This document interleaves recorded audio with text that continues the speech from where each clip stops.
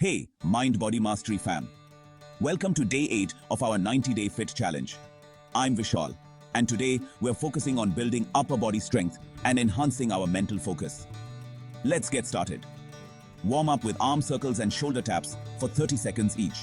Today's workout includes push-ups, dumbbell rows, and shoulder presses. Do each for 45 seconds with 15 seconds rest. Repeat the circuit 3 times for a complete burn. Fuel your muscles with a protein-packed meal. Try scrambled eggs with spinach or a vegan protein smoothie. Boost focus with a quick breathing exercise. Inhale, hold, and exhale for 4 seconds each.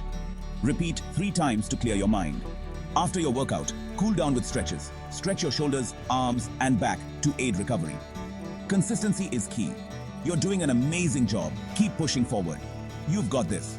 That's it for day 8, MindBody Mastery fam. Keep up the great work and don't forget to like, comment, and subscribe. Let's make tomorrow even better.